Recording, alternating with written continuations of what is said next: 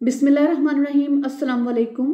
Video शुरू करने से पहले आपसे रिक्वेस्ट है कि अगर अभी तक आपने चैनल को सब्सक्राइब नहीं किया तो काइंडली सब्सक्राइब कर लीजिए और बेल आइकन को प्रेस कर लीजिए ताकि आने वाली न्यू वीडियोस के नोटिफिकेशंस आपको इन टाइम मिल सकें। तो आज का हमारा टॉपिक है मुआहदा शिकनी के असरात। इस हवाले से कॉन्ट्रैक्ट एक्ट की सेक्शन 73 की रूह से मुआहदा शिकनी से जिस फरीक को नुकसान पहुंचा हो वो उस फरीक से जिसने मुआहदा शिकनी की हो उसे नुकसान पहुंचाया हो अपने हर्जाने या नुकसान के मुतल्लिक मुआवजा के वसूल का हकदार है। ऐसा नुकसान या हर्जाना जो मामूलात के मुताबिक ऐसी मुआहदा शिकनी से पैदा हुआ हो जिसके मुतल्लिक फरीकैन इल्म रखते हों, मुआहदा शिकनी के नतीजे का एहतमाल हो। ऐसा मुआवजा जो मामूली और बिला वास्ता नुकसान मुआहदा शिकनी हो अदा नहीं होगा। जब कोई जिम्मेदारी उन जिम्मेदारियों से मुशाबत रखती हो जो मुआहदा से पैदाशुदा हों और उनकी तमील ना हो, जिस शख्स को अदम तमील से नुकसान पहुंचा हो वो ताहीर करने वाले फरीक से, यानी जो फरीक उस मामले में देर करता है या उस दूसरे बंदे को नुकसान पहुंचाता है तो वो उस फरीक से मुआवजा वसूल करने का हकदार है, जैसा कि उसने तमील का मुआहदा किया और मुआहदा शिकनी का वो मुर्तकिब हुआ। इसको एक मिसाल से समझते हैं। यानी अलिफ ने बे के पास 50 मन कलमी शोरे की फरोख्त और हवालगी का मुआहदा किया। मुकर्रर कीमत जो थी वो बेवक्त हवालगी अदा होना थी। अलिफ ने मुआहदा शिकनी की। बे हकदार है कि अलिफ से मुआवजा वसूल करे इस कदर जो उसे 50 मन कलमी शोरा खरीदने में जायद अदायगी की उस वक़्त के हिसाब से जब माल की हवालगी होना थी। जाहिरी बात है कि जब उसको माल की हवालगी होनी थी तो उस वक़्त मार्केट में उसकी कीमत बढ़ गई, तो जो ज़्यादा कीमत उसने उसको ख़रीदने में अदा की वो नुकसान पहुंचाने वाले शख्स से वसूल करने का हकदार है।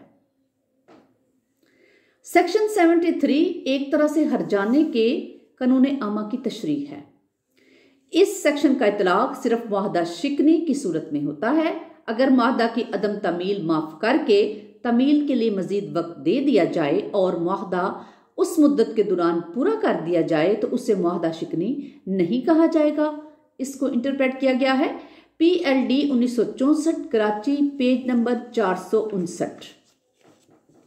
इसी तरीके से ऐसे वो मुतालबात जो मुआहदा शिकनी की वजह से किए जाएं इस सेक्शन के तहत आते हैं। अगर मुआहदा ही ना हुआ हो तो मुआहदा शिकनी का तो सवाल ही पैदा नहीं होता। मुआहदा होने की सूरत में ही मुआहदा शिकनी होगी।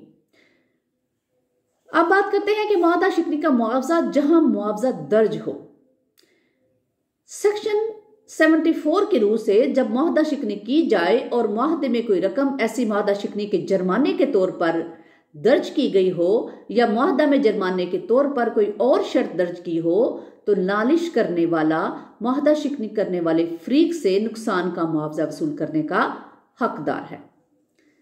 मिसाल के तौर पर अलिफ ने बे को 1000 रुपया अदा करने का वादा किया। अगर वो बे को 500 रुपये अदा करने में नाकाम रहे, अलिफ महसूस दिन 500 रुपये अदा करने में नाकाम रहा, बे अलिफ से इस कदर मुआवजा वसूल करने का हकदार है जो 1000 रुपये से जायद ना हो और जिसे अदालत मुनासिब तस्वर करे।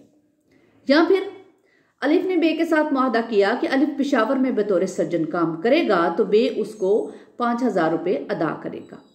अलिफ बहैसियत सर्जन पेशावर में काम करता है, बे उस मुआवजा के वसूली का हकदार है जो 5000 रुपये से जायद ना हो अगर वो पेशावर में काम ना करे। या फिर उस कदर वो मुआवजा वसूल करने का हकदार है जिस कदर अदालत मुनासिब समझे। इसी तरह से अलिफ ने एक जमानतनामा उस पाबंदी के साथ लिखा कि अगर महसूस तारीख को अदालत में हाजिर ना हुआ तो 500 रुपये अदा करेगा। उसके बाद वो हाजिर नहीं होता तो वो तमाम रकम अदा करने का पाबंद है। सेक्शन 74 का इतलाक जायज और काबिल अमल मुआहदात की मुआहदा शिकनी पर होता है। इसका इतलाक उन मामलात पर नहीं होता जो गैर कानूनी होने की बिना पर कानूनन काबिल नफाज ना हो। जब मुआवजे का तयन कर दिया जाए तो गैर मुअय्यन हर्जाने का मुआवजा नहीं किया जाता। इंग्लैंड में मुइना का मुआवजा काबिल नफाज होता है मगर तावान का मुआवजा कलअदम होता है, जबकि पाकिस्तान के कानून में मुइना, हरबा और तावान में कोई फर्क नहीं है। यानी हर्चा और हर्जा जो है वो मुआहदा शिकनी करने वाले से वसूल किया जा सकता है। पाकिस्तान में अदालतें मुनासिब मुआवजा दिलाती हैं जो मुआहदे में तय करदा हर्जाने से ज्यादा नहीं होता। इस तरह से ये बात क्लियर होती है कि 73 जो है वो मुआहदा शिकनी की सूरत में काबिल नफाज होती है और कॉन्ट्रैक्ट एक्ट की जो सेक्शन 74 है वो उस सूरत में लगाई जाती है कि अगर उसमें मुआहदे में बाकायदा से दर्ज हो कि मुआहदा शिकनी करने की सूरत में ये दूसरी पार्टी को इस शर्त के तहत इतना मुआवजा या हर्जाना अदा करेगा। आज हमने मुआहदा शिकनी की हवाले से 73 और 74 सेक्शन को स्टडी किया है। दुआओं में याद रखिएगा और चैनल को सब्सक्राइब कीजिएगा। शुक्रिया।